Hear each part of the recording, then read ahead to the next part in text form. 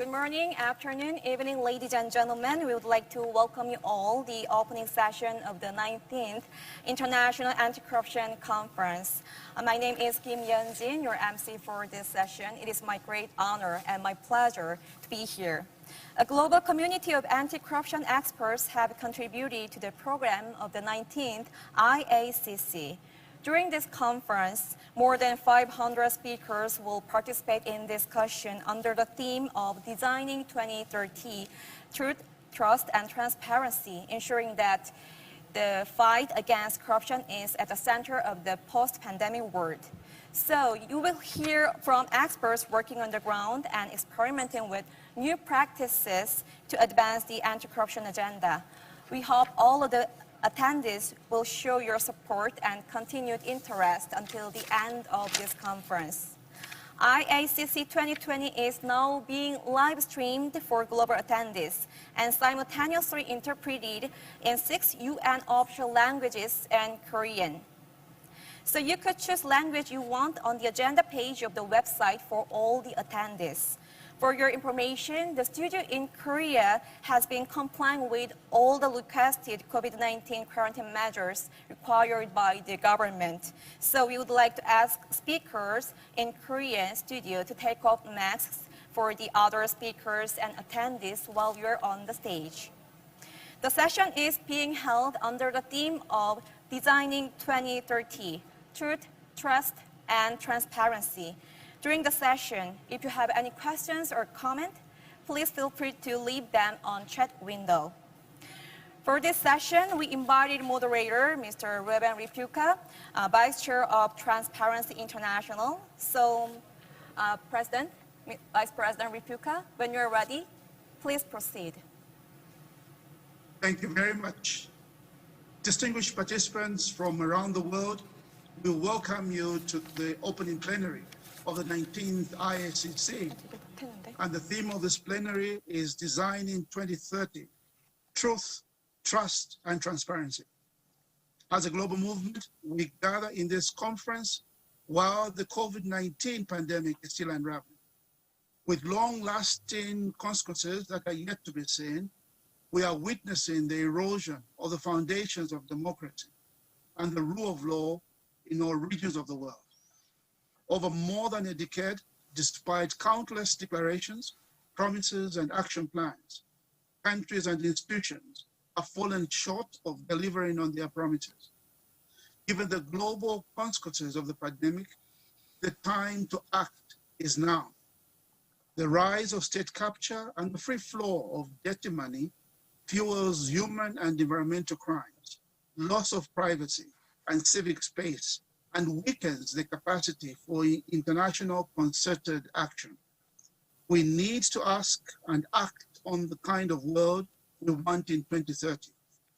How can we collectively shape the 2030 agenda in order to restore trust, further defend the truth, and ensure that transparency and integrity are the foundations for political leadership? These are some of the questions we'll tackle in this opening plenary. We are privileged to have a panel of distinguished speakers for this opening plenary. We'll start our session with pre-recorded messages, one from the UN Secretary General Antonio Guterres, and another from Ban Ki-moon, the immediate past UN Secretary General. And Ban Ki-moon is also the chairperson of the Ban Ki-moon Foundation for a Better Future. We also have a short welcome video from Peter Eigen, the founder of Transparency International. We'll play the videos now, and then I'll introduce the rest of the speakers. Ladies and gentlemen, dear partners in our fight against corruption, I am very excited to be here. I am very excited to greet you all again at the International Anti-Corruption Conference in Korea, where we were in 2002 at the 11th International Anti-Corruption Conference and had a wonderful time together. At that time, we were physically together, today only through the internet. But even that is very exciting, and for me a tremendous honor to greet you, and in particular to also thank Oecd Labelle and her team for having again managed to bring you all together in our fight against corruption. It is 25 years ago, nearly exactly 25 years ago, when I attended the anti-corruption conference in Beijing.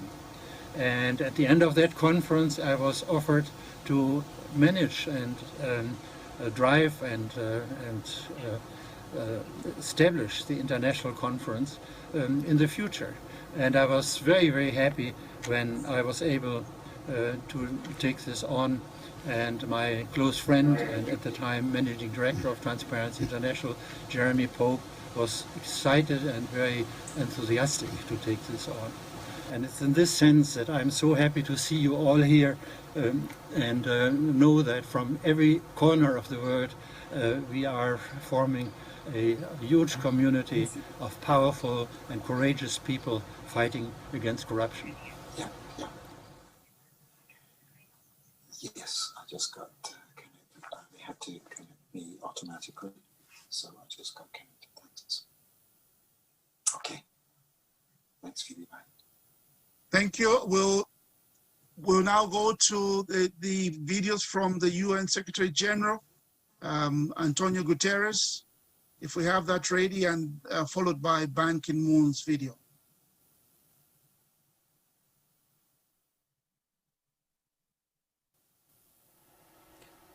Excellencies, ladies and gentlemen, I send my warmest greetings to this important conference on tackling corruption and the threat it poses to peace and justice. Corruption squanders public resources, undermining sustainable, inclusive development and peaceful societies. It angers people, rightly, and erodes trust in governments and their leaders. The global COVID-19 pandemic is increasing the risk of corruption from the health sector to public procurement, stimulus packages and rescue funds. A strong recovery must include measures to prevent and combat corruption and bribery. The United Nations is providing support to governments on including such measures in their response packages based on the UN Convention Against Corruption. Today's meeting is an important chance to discuss how governments, international organizations and civil society can work together to reinforce anti-corruption measures, contributing to a strong recovery and the achievement of the 2030 Agenda for Sustainable Development. We must all do more to prevent and reduce corruption. Next year's special session of the General Assembly against corruption is an opportunity we should not miss. There is too much at stake. I send you my best wishes for productive discussions, and I thank you.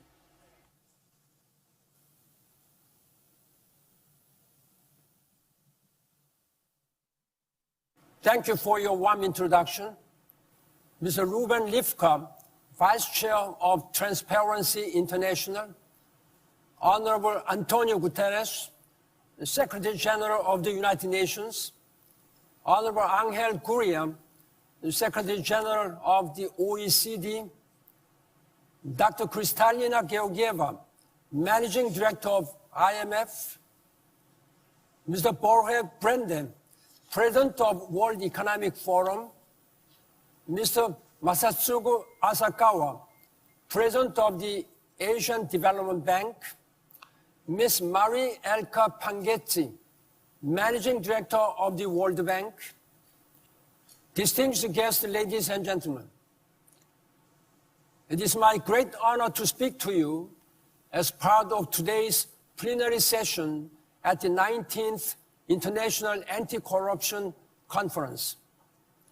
And it is my privilege to deliver these remarks at such an important time as we collectively strive to enhance truth, trust, and transparency to achieve the UN Sustainable Development Goals, SDGs, before 2030. My sincere appreciation goes to the Honorable Chun Hyun-hee, Chairperson of the 19th IACC host, the Anti-Corruption and Civil Rights Commission of the Republic of Korea, and its organizers, the IACC Council and Transparency International, for extending an invitation for me to participate today. My gratitude also goes to the 19th IACC partners DANIDA, BMZ, GIZ, UNDP, and US DOS for their generous support of this timely conference. Indeed, today, we face an array of converging crises and elevated global uncertainty. The COVID-19 pandemic continues to upend our economies, societies, and way of life. At the same time, we are seeing a troubling erosion of the bedrocks of democracy, the rule of law, and transparency all around the world. In this connection, there has never been a more important juncture to establish a robust and cooperative global anti-corruption agenda to help synergize the achievement of the UN SDGs and the realization of the future we want. Distinguished guests, ladies and gentlemen, the 2030 Agenda and its SDGs is one of the UN's most significant achievements and one of my proudest achievements as Secretary General. Adopted by 193 countries in 2015, the SDGs provide humanity and our planet with a collaborative blueprint to address the most critical issues of today and ensure we leave no one behind. The SDGs also offer a viable blueprint to rebuild our societies in a more sustainable, inclusive, transparent, and resilient manner from the COVID-19 pandemic. 5 years since their adoption, the SDGs have made progress on bettering maternal mortality rates, ending poverty and hunger, and improving the quality of water and sanitation. But progress is uneven on others, and COVID-19, conflicts, climate change, and corruption around the world are hiding and reversing SDG implementation. With this in mind, we need to move forward with a reinvigorated urgency and political will, alongside the power of cooperative multi-stakeholder partnerships with only 10 years left to go. We need to forge a tripartite partnership among governments, private sectors, and civil societies. No country, however powerful or resourceful may be, can do it alone. We need a global partnership. And prioritizing SDG 16, which is a true enabling goal and has notable cross-cutting impact with all of the other SDGs, is critical to this end. Indeed, SDG 16, access to justice for all and build effective, accountable, and inclusive institutions at all levels, instruct us on the essential interconnectivity of development, peace, and human rights issues, as well as the need for strengthening them through a holistic approach by combating corruption, enhancing transparency, confronting illicit financial flows, and bolstering informational access. Without achieving SDG 16, it will be difficult to comprehensively address conflict, weak institutions, insecurity, and barriers to justice in all regions, to foster the requisite conditions for sustainable development to take root and help stimulate our recovery from this pandemic. Distinguished guests, ladies and gentlemen, under this backdrop, you, the distinguished participants of the 19th International Anti-Corruption Conference, have an incredibly important opportunity to help establish the guiding anti-corruption agenda for 2030, anchored by 3 T's: truth, trust, and transparency.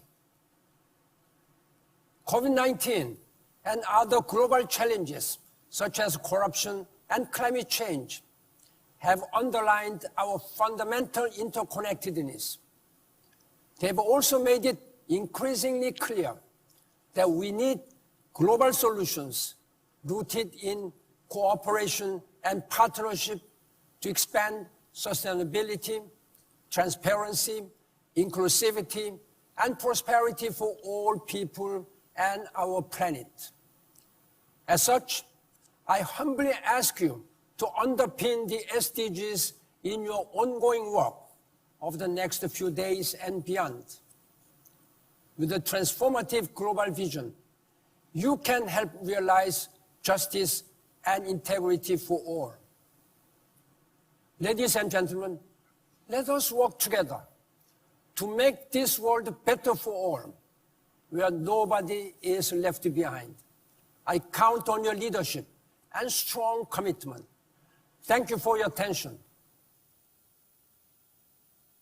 Thank you very much. Thank you to Mr. Antonio Guterres and Mr. Ban Ki-moon for those initial opening remarks.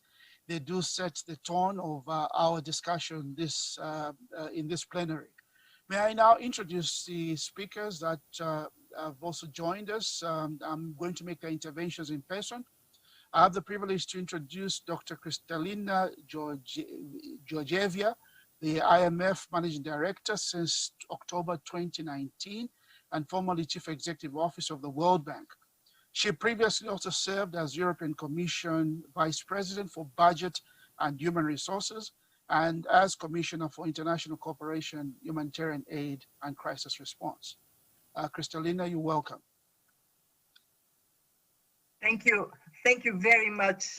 And many thanks to the hosts and the organizers for bringing us together. Allow me to start my remarks paying tribute to Jim Waltenson, a great leader, dear friend, and former boss who sadly passed last week. Jim is known for many things he did for development. A number of us on this in this conference remember one of his legacies, his famous 1996 speech about the cancer of corruption. And I want to start with Jim's words. Corruption diverts resources from the poor to the rich, increases the cost of running businesses, distorts public expenditures, and deters foreign investors. It erodes the constituency for aid programs and humanitarian relief. And we all know that it is a major barrier for sound and equitable development. Jim fought the good fight, but it is not over. If I were to start with these words as my own, sadly, they would have been still relevant today. We have work to do. And I want to recognize that it is particularly important to zero on fight against corruption in the midst of a crisis. And this is the worst health and economic crisis we have seen in our lifetimes. There is so much suffering of people. Every penny counts, and it counts to save lives and protect livelihoods. And it is also time when, if people don't trust government, they wouldn't follow the health and containment measures governments recommend. Corruption corrodes this trust. It weakens the impact of policies and public spending. And at the IMF, we know what is at stake, and we are taking actions to help fight corruption, both during this crisis and in the long run. And let me talk specific.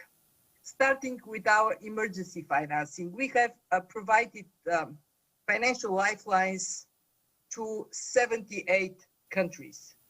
We have taken to heart the advice of this community to make sure we balance transparency and accountability with the pressing demand to disburse financing very quickly so doctors and nurses can be paid and the most vulnerable people and parts of the economy can be protected.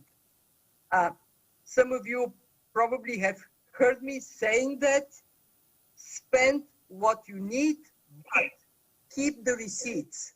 Accountability cannot take a back seat in this crisis. And in practical terms, that means 4 avenues of action. 1, before providing emergency financing, we carry out safeguard assessments of the country's central banks. This is an IMF assessment to make sure that the central bank has governance and control frameworks to properly utilize our funds. 2, we have asked countries to commit to specific anti-corruption measures, such as publishing crisis-related procurement contracts, information about beneficial owners of those that win these contracts. 3rd, we have asked countries to commit to enhance monitoring of COVID-related spending and to conduct audits of crisis-related expenditures. This is when we check the receipts. So you have the receipts, let's see whether they are accurate. We have countries like Guatemala, Honduras, Rwanda, using their financial management information systems to track COVID-related expenditures. In Sierra Leone, the Supreme Audit Institution is already undertaking an interim audit of COVID-19 funds. Last but actually not least, it is really, really important. In our regular policy consultations with members, all members, rich and poor, we are making sure that attention is paid to transparency and accountability of exceptional measures undertaken during this crisis. We also disseminate good practice so countries can learn from each other. And this matters tremendously to everyone, but it matters first and foremost to the most vulnerable people in societies. We know it is the poorest and most vulnerable people that are at highest risk from the pandemic and the economic consequences of the pandemic. And we know that among low-income countries, the share of the budget dedicated to education and health is 1/3 lower in highly corrupt countries. In other words, corruption keeps children out of school and it stops people who are sick from getting the treatment they need. In the words of Pope Francis, corruption is paid by the poor. So it is absolutely paramount that we take this fight to heart and for the longer term, because building good governance takes time and it takes perseverance. At the fund, much of our work on this issue is undertaken through the 2018 framework for enhanced fund engagement on governance, and I want to pay tribute to my predecessor, Christine Lagarde, for stepping on this issue very forcefully. We help our members strengthen anti-corruption efforts in 6 key areas: fiscal governance, financial sector oversight, central bank governance, market regulation, rule of law, and anti-money laundering. We also look at transnational aspects through assessments of national frameworks to limit opportunities for corruption through foreign bribery or laundering of proceeds of corruption. And I'm very pleased to say that 10 countries, the G7 plus Austria, Czech Republic, and Switzerland, have volunteered so far to be part of this. We urge others to join. And in our work on data transparency, we empower citizens to take charge of how public money, their money, is spent. Let me conclude by paying tribute to the work of civil society. You have an incredibly important role to play, including to help us do better. And we are very grateful for that. So keep up the good work, and that means keep us on our toes. Thank you. Thank you very much. Thank you for those initial words. That's the IMF Managing Director. I now have the pleasure to introduce Mr. Angel Guria, the Secretary General of the Organization for Economic Cooperation and Development. He has been in this position since 2006. Before that, he had a distinguished career in the public service in his home country of Mexico, where he once served as Minister for Foreign Affairs and Minister of Finance and Public Credit. Mr. Guria, please, your 7 minutes. Dear friends, let me first join Kristalina in homage to Jim Waltenson. He was a fighter against poverty, is a fighter against corruption, and a fighter for development. I'm delighted to participate in this year's anti-corruption conference, and I'd like to thank the Anti-Corruption and Civil Rights Commission of Korea and Transparency International for hosting this important event. We meet in unprecedented times, yet today's topic could not be timelier. One of the essential elements of building back better is restoring trust in our institutions, restoring trust in our economies. The COVID-19 crisis is giving us a unique opportunity to rebuild that confidence. Trust is a necessary pillar of society. We were suffering a trust deficit long before the arrival of the COVID-19 pandemic, but it has made it worse. The virus has claimed over 1.5 million lives in an increasingly fractured society, and those facing higher social insecurities have lower levels of trust, further hampered by the socio-economic impacts of the crisis. And the crisis is also exacerbating the challenges of corruption, as public and private sectors are exposed to integrity risks. A widening trust deficit weakens the response to the crisis in our broader efforts to promote sustainable and inclusive growth under the 2030 Agenda. Leaders are not alone in the process of building back better. They need their citizens.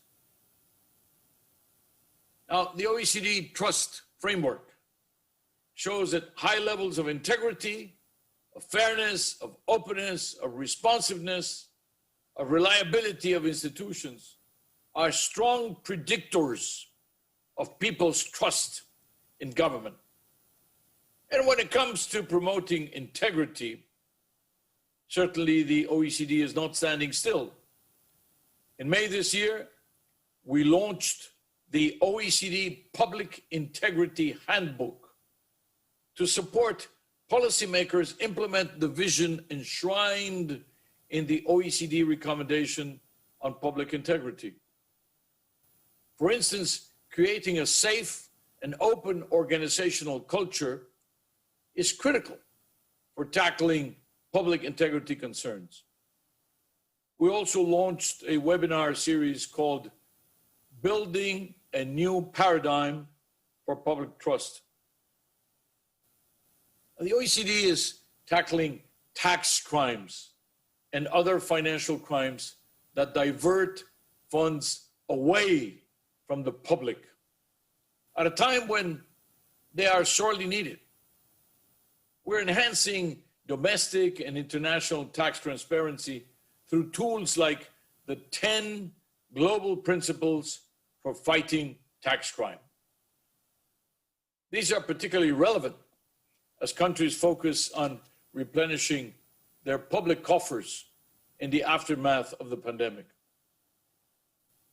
We're also working to promote trust in the private sector through our Trust in Business initiative, a platform for partnership and joint action between companies, governments, and their stakeholders.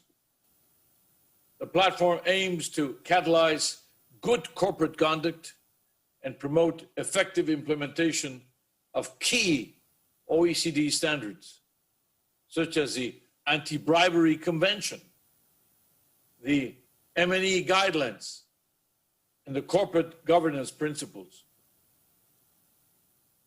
The OECD's work in the G20 and in other global fora is also instrumental in promoting rules-based globalization.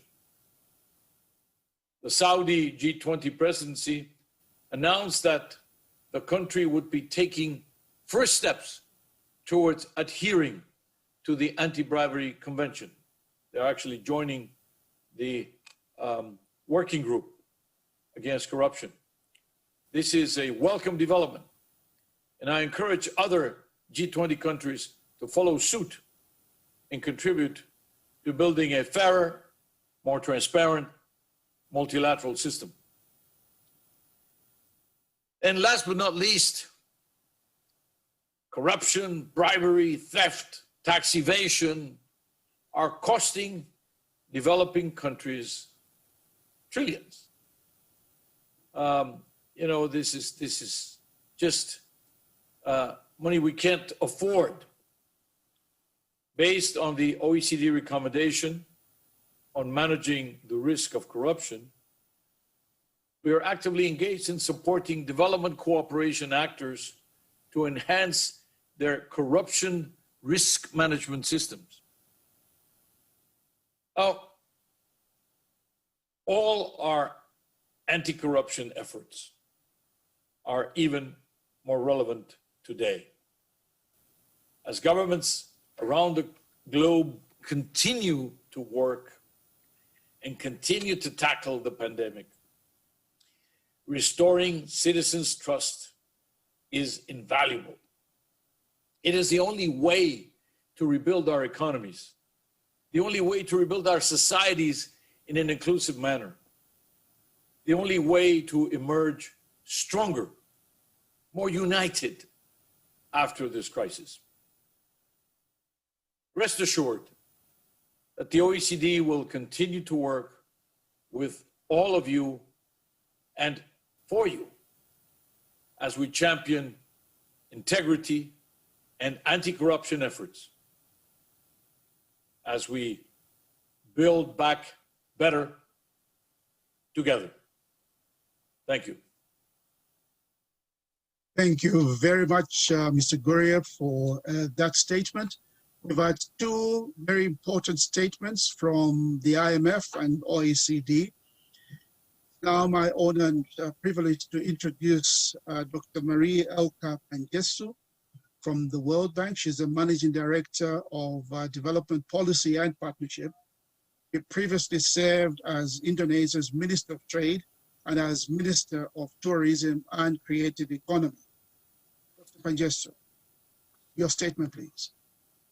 Thank you for the opportunity to speak at the International Anti-Corruption Conference. I can't help but reflect from my own personal perspective how far we have come on these issues. I come from Indonesia, and we could not even say the word corruption openly until the mid-90s. And instead we used the word euphemism, high-cost economy. And the country reports of the World Bank at the time also avoided the use of the word corruption. A number of you mentioned James Waltenson, who sadly passed away last week.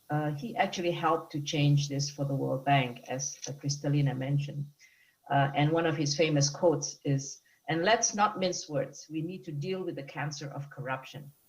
And so the word corruption actually first appeared openly in the Indonesia Country Report in 1996, which is when Jim said those famous words.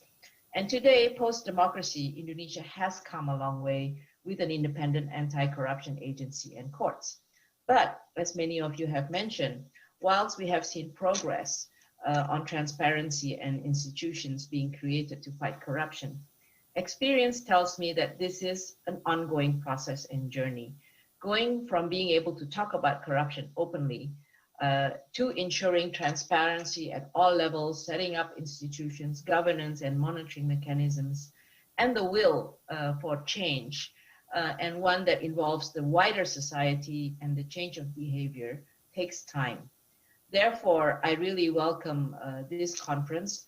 While it was delayed, the fact that we're meeting virtually now and the energy of the people around this virtual room, as well as in all the networks that you have, the energy of the people who see corruption as the problem that it is, really makes us really focus on how can we make sure that the actions match the words, and to be practical about our solutions, and as many of you have emphasized, to ensure that all stakeholders are involved. Many of you have also mentioned that this is a timely time for us to meet with the crisis and how the impact is setting us back on the development gains that we have achieved in the last few decades and threatening reaching the 2030 SDG goals. The World Bank has mounted an exceptional response, providing emergency assistance to over 100 countries, and we will be deploying a total of 160 billion, including 12 billion for vaccines. But we also recognize that the challenge is not just by mobilizing resources. The level of funding for emergency measures, stimulus and safety net packages are enormous, and so are the risks of corruption and inefficiencies that affect the most vulnerable. The most vulnerable will be the most affected if these resources do not reach those who need it. And corruption also weakens trust in institutions. Institutions that will be important when we start our recovery process, because we need to recover investments. And it also is important to give citizens confidence to use formal, peaceful methods of resolving disputes and promoting cooperative behavior. So we really need to address the trust deficit. And as we look to 2030, we can and should think much bigger about how to control corruption and restore trust.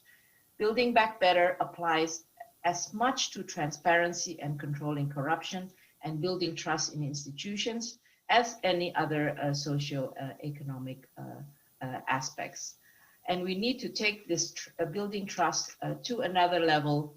And if the international community does not act, we risk a downward spiral of eroding trust, weaken control of the pandemic, slow recovery, and of course the threatening of not reaching the SDG 2030 goals. Let me close by the question of what actions are needed. All of us are gathered for this conference can contribute by insisting on transparency and strong accountability frameworks, by demanding that emergency provisions not come at the expense of open and transparent governance, and by keeping the spotlight on corruption as one of the fundamental issues of our time. This will require all of us to work together and in partnership. Many of our programs at the World Bank Group are premised on the importance of openness and transparency for generating trust and for controlling corruption. So for instance, while we have responded at speed and scale and streamlined our procedures, we have not waived any of our policies or diluted our fiduciary standards. And where risks are high, we work with our clients on the procurement process. We continue to ensure that integrity is prominent in project design and during implementation based on our many years of experience. So as we look to 2030, we need to think much bigger about how to control corruption and restore trust. I will highlight just a few issues. And this is work that all of us are involved in, and the World Bank as well. There are promising efforts by countries to strengthen beneficial ownership transparency and address the problem of safe havens. We need to focus on the opportunity that technology brings to strengthen trust and fight corruption, whilst of course respecting the issues of privacy. Technology is not a silver bullet, but it can be a golden opportunity for developing countries. We can also do more to change behavior. This is probably the crux of the matter, and how we can learn from experience with incentives and disincentives, and how we learn from behavioral and social science insights to integrate this into our approaches. And we also need to do more to address the facilitators of corruption, the policies and professionals in rich countries that make international corruption possible. We believe strongly in the value of knowledge. And in closing, I'd like to highlight that our research is to help chart the course to 2030 is available for you at the virtual exhibition booth. Bit of promotion. You will find our recent global report, Enhancing Government Effectiveness, the Fight Against Corruption, and a rich collection of case studies that show how progress can be made while also showing the complexity of reforms. Other studies on rebuilding trust, conflict of interest management, and asset recovery can also be found in our booth. So I hope that all of us can pull our resources, our minds, and our actions together. This is the time to act. Let's make the 2030 agenda one of action for integrity. Thank you. Thank you very much, Dr. Pangestu, for those remarks. We'll now move to Mr. Masatsugu Asakawa, the President of the Asian Development Bank and the Chairperson of the Asian Development Bank Board of Directors. And he's been in this position since January of 2020. Prior to this, he served as Special Advisor to Japan's Prime Minister and the Minister of Finance. Mr. Asakawa. Thank you. Thank you, Mr. Rifka, for your very kind introductions. First of all, I'd like to join Kristalina, Angel, and others in expressing my deep condolences for Mr. Jim Waltenson, who just passed away quite recently. And as everybody knows, he was a great fighter against corruption. Today, I am extremely grateful for the opportunity to join my esteemed fellow panelists in this discussion. Let me start by saying that the theme of this International Anti-Corruption Conference reflects well the current challenges facing ADB's developing members in Asia and the Pacific. Let me highlight three of those challenges.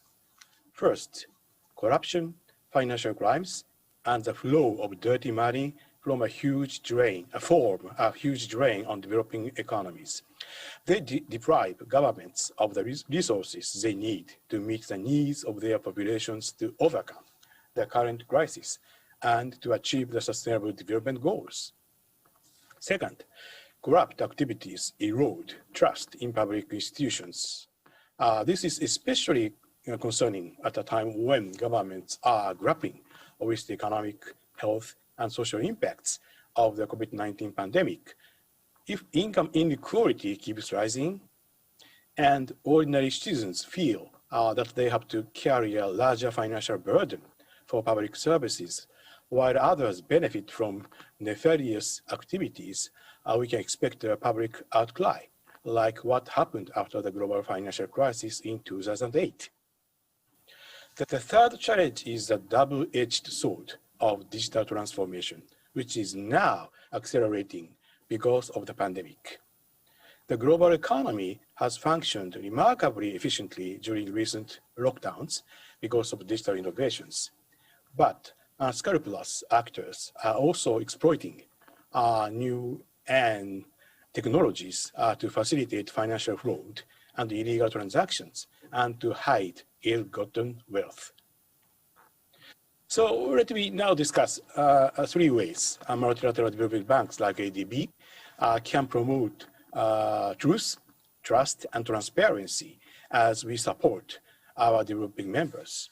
These align with our roles as catalyzers of finance, knowledge providers, and conveners of partnerships.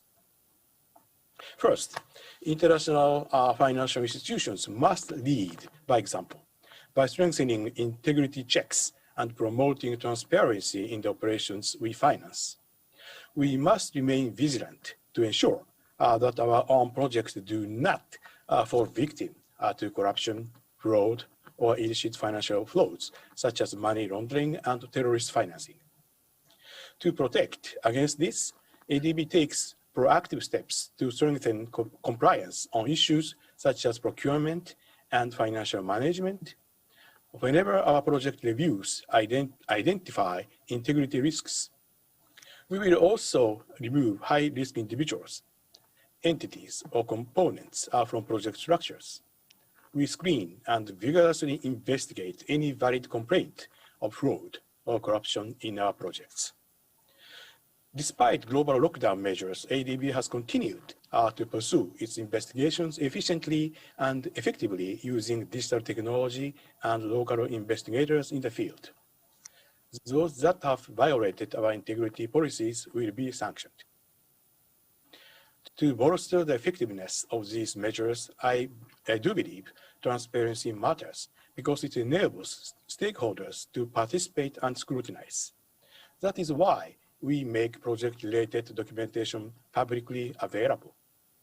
Because of our commitment in these areas, I'm proud to report that ADB retained its top ranking in the 8th Transparency Index of development organizations this year.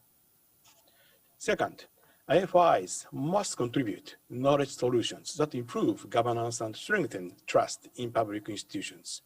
This includes applying new technologies that improve data accuracy, transparency, and reporting of suspicious activities. For example, this year, ADB is financing e-governance reforms to strengthen the anti-money laundering regime in Bhutan, public financial management in West Bengal, India, and artificial intelligence solutions to improve property tax compliance in Nepal. In addition, ADB's trade and supply chain finance program are working to strengthen the capacity of partner banks so that they can better detect and prevent trade-based money laundering, which accounts for more than 80% of illicit financial flows from developing countries annually. Third, IFIs must use their convening power to promote partnerships for strengthening international standards. Let me reflect here on the importance of international tax cooperation to increase domestic revenues for developing economies, like Angel mentioned. As you know, tax evaders typically siphon off otherwise taxable income from a country and transfer it to jurisdictions with weak regulations and zero to minimal taxation. To tackle this, partnership is indispensable, and IFIs can play a pivotal role. I am therefore proud that ADB has established a new regional hub on domestic resource mobilization and international tax cooperation in Asia and Pacific recently. One of the objectives of this hub is to promote our developing members' participation in global tax cooperation initiatives, including increasing the level of transparency and exchange of information needed to fight tax evasion and other illicit financial flows. Our hub will closely coordinate with global standard setters like OECD, the Global Forum, IMF, and World Bank, as well as with other regional tax administration associations and bilateral agencies. Another example of an effective partnership is a cross-debarment agreement under which ADB and 4 other major multilateral development banks recognize and enforce each other's sanctions against entities that have committed wrongdoing. I am confident that our collective efforts at the national and international levels will successfully advance the values of truth, trust, and transparency.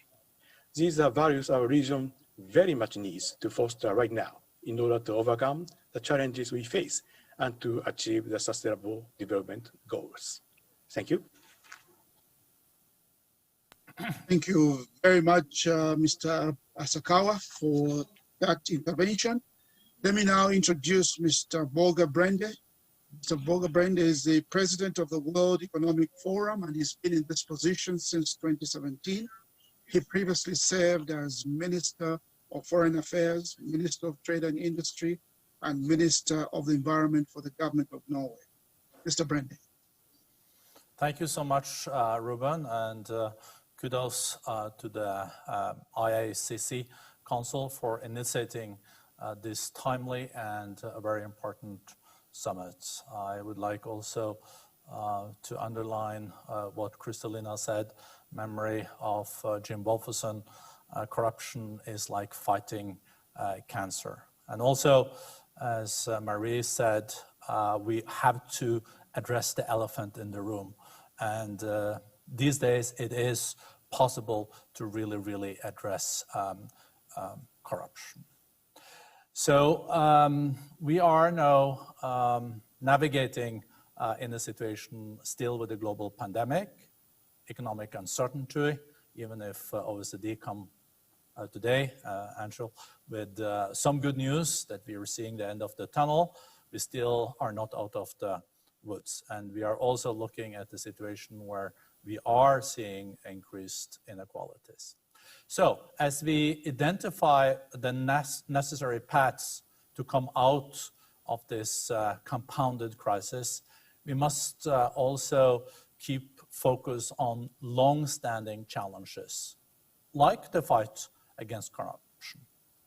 In rebuilding our economies and societies to be more inclusive, sustainable, job-creating, and resilient, the World Economic Forum also has coined this as the Great Reset that is necessary. We will need to place good governance, transparency, and accountability at the heart of our efforts. And I think this is also showing how important this conference is. As also mentioned by others, we really see the clear costs of inaction in this field. Every year, 500 billion of healthcare expenditure is lost to corruption. This has an impact, of course, on the production of procurement and in the production and procurement of medicines and medical equipment, jeopardizing their timely delivery where they are needed most. And each year, the global economy loses an estimated staggering $3.6 trillion US. This amounts to about 1/3 of the approximately 10 trillion US dollars that has been pledged and is starting to be deployed now as recovery and stimulus packages. So we're really talking about big money here. No, more than ever, when revitalizing the health of our societies and economies is so important, redoubling our efforts against corruption really is of paramount importance. Here, I would like to offer 3 priorities for moving forward. First, think systematically and work collectively. Due to its transformational, transnational nature, corruption is a complex phenomenon that needs and requires effective collaboration across countries and stakeholders. We all have heard about the Odebrecht case, for example, and it has involved prosecutors from a dozen countries working to unravel a massive web of corruption that ran across a whole continent and beyond. At the World Economic Forum, the International Organization for Public-Private Cooperation, we prioritize bringing together parties in common purpose. For more than 15 years, we have now been able to build a platform for CEOs that are leading in collective action to support integrity and transparency through the Partnership Against Corruption Initiative, or as we have called it, PACI. PACI is comprised of close to 100 of the world's leading companies and in partnership with leaders from civil society, academia, and government to identify innovative approaches to combating corruption. We have to mobilize also the private sector. Second, we have to scale up the deployment of frontier technologies. Without the new technologies, we're not going to succeed. Technology has emerged as one of the greatest allies of transparency and a critical tool in fighting corruption. To be sure, the digitalization of finance brings new challenges, of course, but blockchain, big data, analytics, and artificial intelligence are already delivering value for businesses and governments in safeguarding primary points of vulnerability. And in this case of, for example, blockchain, the World Economic Forum partnered with the Inter-American Development Bank and the Colombian Inspector General's office to identify how blockchain technology can be used to fight public sector corruption in public procurement processes. In this way, the implementation of new technology, along with strong policies and governance, can improve the transparency and accountability. Let's use the new technologies to fight corruption. And third and lastly, commit to the ESG metrics, particularly those relating to governance. More and more we are seeing companies use environmental, social, and governance criteria to monitor their operations.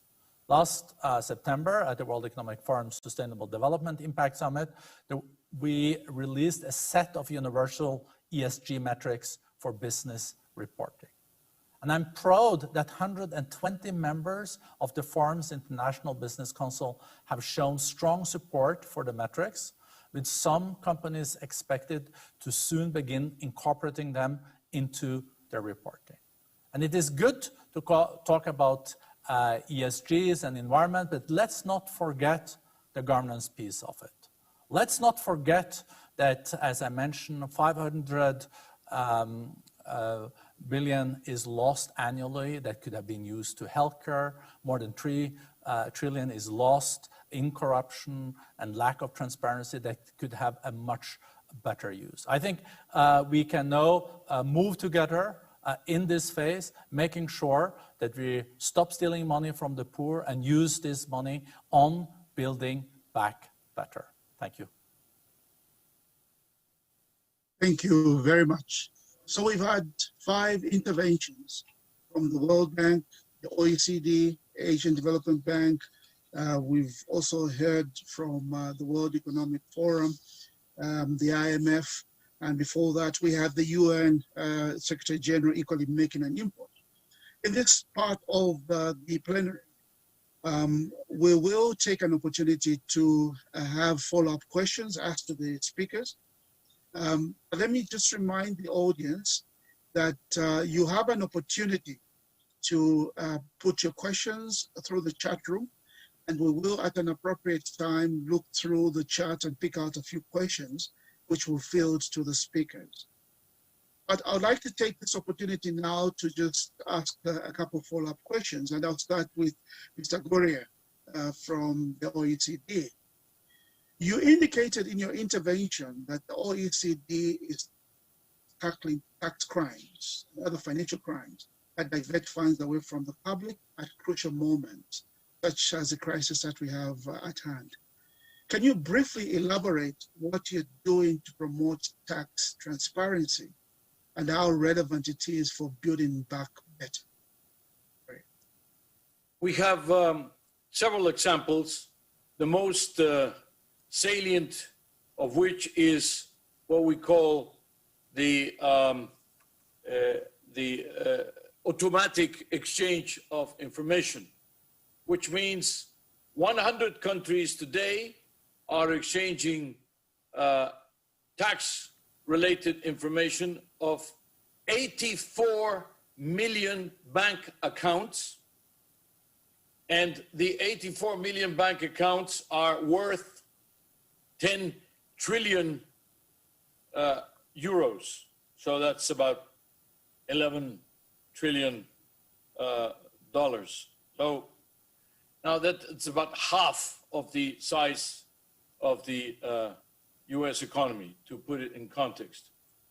Now, how is this happening? Well, because these 100 countries and these 100 jurisdictions are exchanging and through the OECD, which is being the conduit to deliver to all the information. It's all encrypted. We cannot see it. Only the countries of destination can see it. But the thing is that today, in the desks of the Turkish head of taxes are all the names of all the Turks that have accounts abroad. And the name of the Mexican head of taxes has all the names of all the Mexicans who have who have accounts abroad. And in Italy and in the United States and everywhere else in the world. Nowhere to hide, Ruben, nowhere to hide. It's a very, very big progress when it comes to transparency. Now, this is about, and that will continue to happen year after year after year. So more of this will come out. And this will dissuade, actually it's already dissuading people from hiding their money away.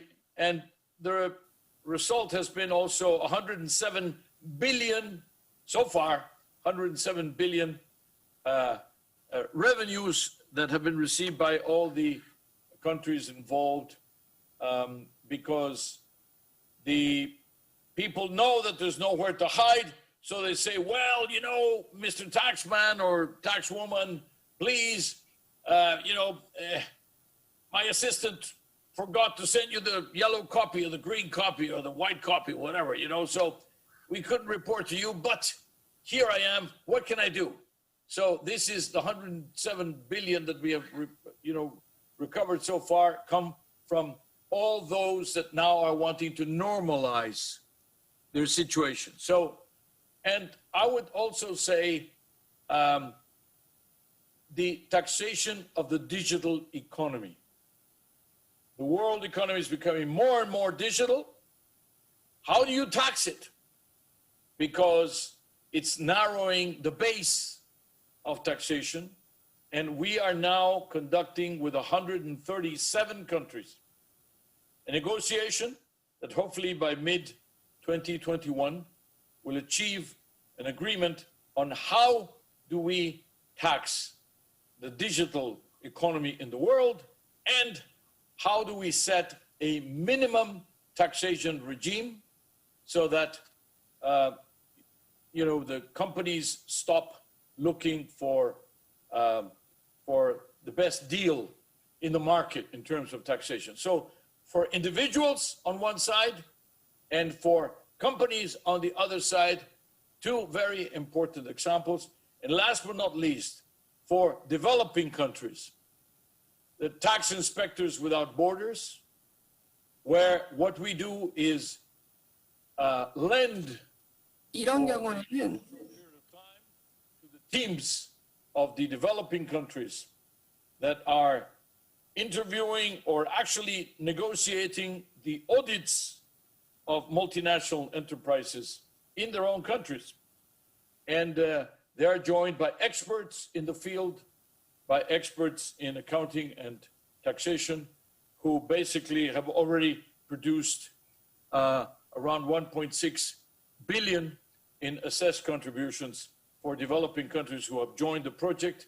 We now have about 100 projects going on, and more will come online. So this is for individuals, for companies, for developing countries, three examples of what is being done in order to provide transparency, to fight corruption, and to obviously increase the revenues, which are very much needed these days.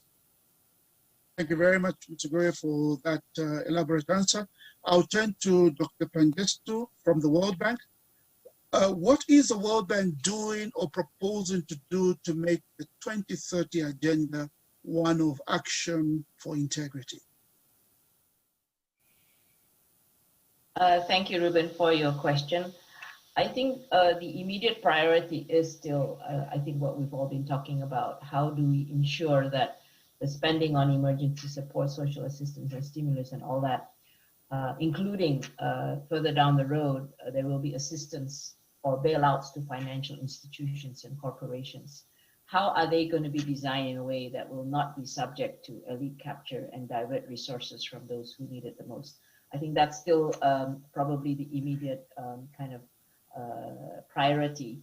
And how can we deliver at scale and at speed, respond quickly, but it still needs to be balanced by accountability and governance mechanisms. Even if it's post-audit, we are figuring out how we can do post-audit control and so on. And I think it's also an opportunity. We always say crisis is an opportunity to build back better. So it's also an opportunity to improve and reform government procurement processes and have wider monitoring processes, including the use of technology and involving wider citizens. COVID has been a huge learning experience for us because we can't go out and go to the site, go to the field. So we've been using what I call eyes on the ground and boots on the ground, involving local NGOs, local citizens to help us monitor using technology. And the final thing is emergency laws that have come out to protect policymakers in making these decisions. I think all countries have come up with this. And my past experience in my own country with crisis, policymakers make the decisions because they have to, but then they get into trouble somewhere down the road. And so policymakers also hesitate to make decisions. So how do you balance that with the accountability mechanisms? This is going to be, I think, a huge issue that we have to all face together. And then beyond COVID, I think we are working in many areas. As we talked about, we've made a lot of progress, witnessed many leaps in technology, advanced our understanding on many of these issues, and that we need to go beyond countries. We need to address corruption at its root, the political issues, as well as the role of financial institutions. We came out with a document called Anti-Corruption Initiatives, reaffirming a commitment to a development priority in December last year, which tries to look beyond, looking at the longer term issues and looking at practical approaches. And many of these are subjects of workshops in your conference. Let me just highlight a few. We want to develop high definition of transparency through the Stolen Asset Recovery Initiative, which is a joint initiative between UN Office on Drugs and Crime and the World Bank. We are supporting beneficial ownership transparency reforms in many countries, either through technical assistance or policy-based lending. And we're also working with academic partners on global procurement risk analytics tools, which is an open source platform for procurement decision makers, oversight authorities, and CSOs. So this, again, is a transparency exercise. And we're also looking at how technology can also help procurement processes. And we are doing more to address the facilitators of corruption. Large-scale corruption and capture often comes with the support of bankers, lawyers, accountants, and sometimes in offshore jurisdiction and financial centers in advanced economies. So this is, we are working in these areas, including the stubborn social norms that influence the behavior of both bribe payers and bribe takers. We also renew our sector-based approach on taxation, where our work with partners on innovation in tax compliance aims to harness our understanding of social norms to strengthen citizens' trust in tax systems and help make our efforts to control corruption more effective. And more generally, of course, we want to mainstream a concern for corruption throughout our sector work. And we've come a long way in our understanding about power, politics, business, and corruption, and we want to do more to help address state capture. By looking more closely at power and money, we hope to contribute practical approaches to dealing with this really vexing set of challenges. And finally, we see the value of global norms and standards. And to this end, we hope to work with partners to move closer to a more consistent approach to anti-corruption that are needed in for us in this very globalized world. There are many examples. We are co-sponsoring workshops on the new G20 guide on good practices in preventing and managing conflicts of interest. And next week, we will release an updated asset recovery handbook produced by UNODC and World Bank Stolen Asset Recovery Initiative. So hopefully this will be, we continue to work with countries to help control corruption, and we will redouble our efforts in preventing, deterring, and addressing corruption in the projects that we finance. And we hope that these sets of issues can really help us have an action for integrity. Thank you very much. Thank you for that response. I'll turn to Mr. Asakawa. Mr. Asakawa from the Asian Development Bank. What does the organization do? And I think, in a way, Dr. Pangestu made reference to what they're doing at the World Bank, but I'm interested to know what you're doing. What does the ADB do to strike the right balance between speedy delivery of support and safeguarding public funds against misuse, especially at the time such as now when we have the COVID pandemic? That's Yeah, thank you, Ruben. Before I answer your question, let me, supplement one thing to what Angel said concerning tax transparency.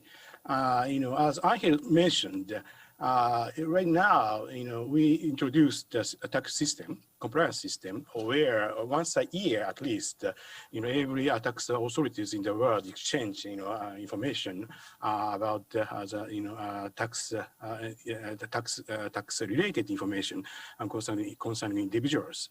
And one amazing thing is, I said 100 countries. It's called Global Forum, but these 100 countries includes almost all major tax havens, including Panama.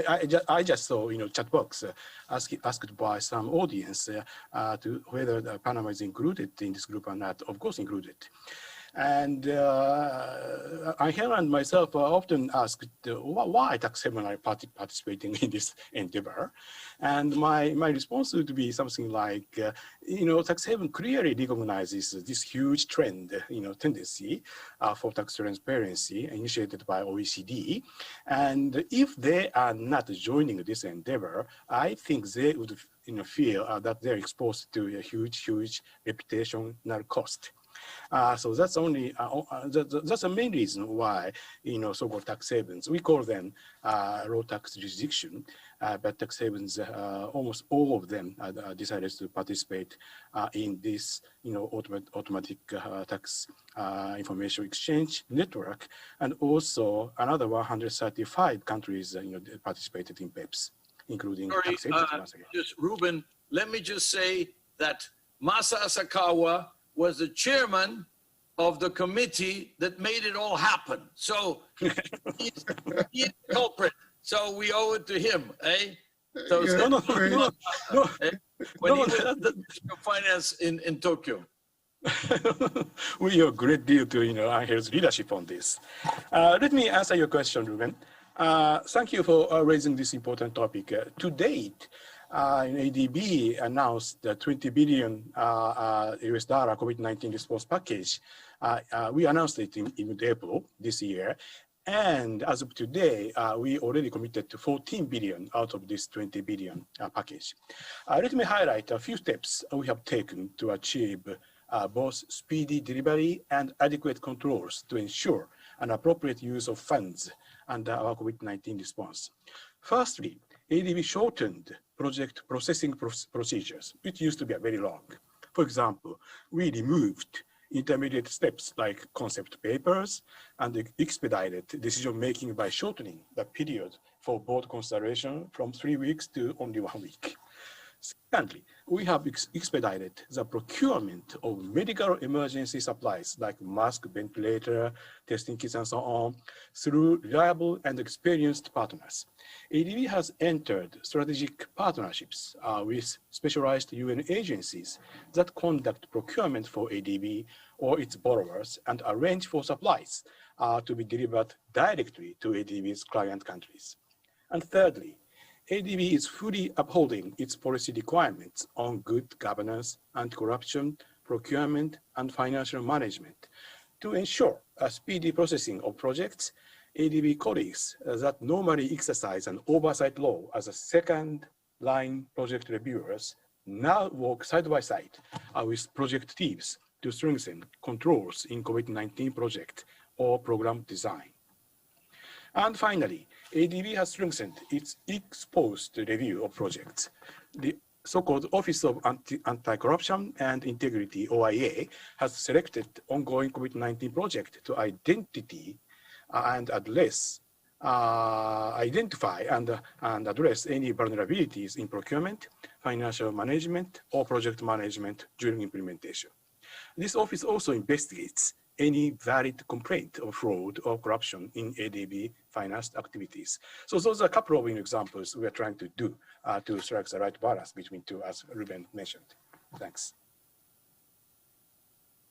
Thank you very much, Mr. Sakar, for that response. Mr. Brenda, the World Economic Forum, as an international organization, you focus on public-private cooperation. I'm just wondering, how has the pandemic impacted on this multi-stakeholder collaboration on anti-corruption? You talked about the party. Is that still working in the light of the pandemic that we're experiencing? No, thank you, Ruben.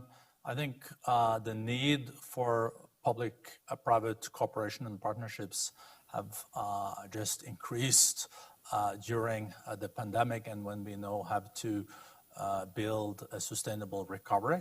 But it's also about all the investments we need in the years to come on the green transformation, but also on the digital. But if we're going to finance all this, we need to know that the money is going to the purpose they are set for. And I don't think we can succeed in fighting corruption, zero corruption, without also mobilizing the private sector. And as I said, our initiative of having now more than 100 companies on this platform that have committed to go much further than the national legislation even tells them to comply with, and come forward and say, we are taking as private sector a leadership in this and saying that we have zero tolerance for corruption. That is the way to go. We see how much impact also the companies have when they say, oh, we will go climate neutral by 2030 or 2050. They also pressure the governments to move faster. And I would hope that in the years to come, we will see the private sector companies saying, this is unacceptable. We will not use unacceptable tax havens. We will also pay taxes. We'll make sure that the new technologies are used to increase transparency. Just imagine what AI and blockchain can do to uncover corruption if it's used as the right tool. So I think there is a huge opportunity, and you can count on the World Economic Forum also taking a lead here. We even have two members of our governing board of trustees with us here, and I know that we also, as the management of the forum, has full support in this. So count on us. Thank you for that statement, and we'll definitely count on you for your support. Dr. Georgieva, can you share with us what would be your vision for 2030? What can the IMF do to help all of us get there? So what's that vision that you have for 2030? What I want to see 10 years down the road for our children is a world that is sustainable, fair, inclusive, where everybody can strive to reach their full potential.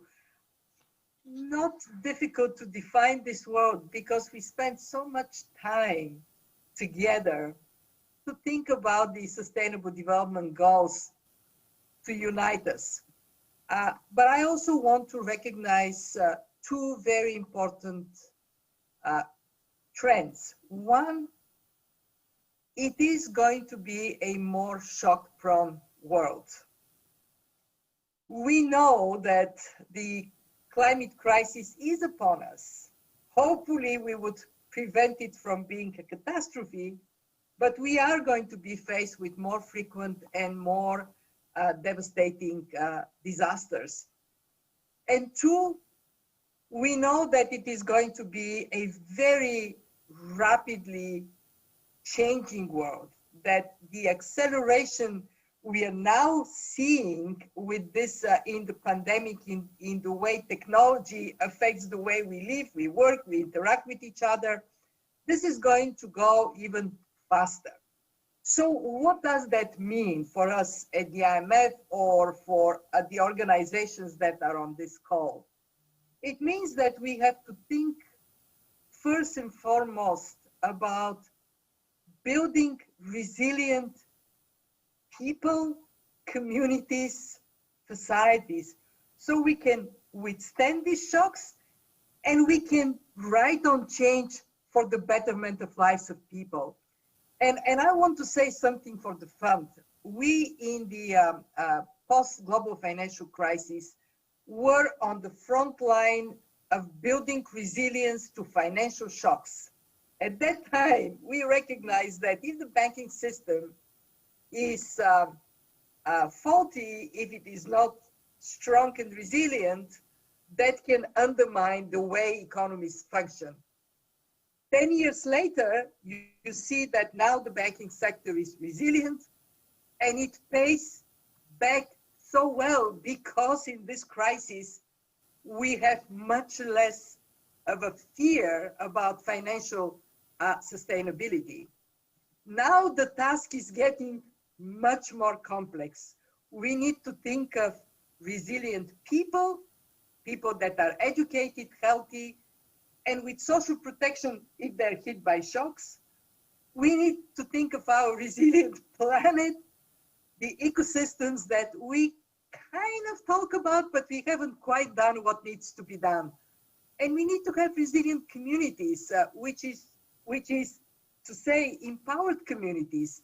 And what threads across this concept of resilience for us at the fund is a recognition that if we don't have trust in society and fairness in society, it will be very hard to achieve that resilient, sustainable world that is a prosperous place.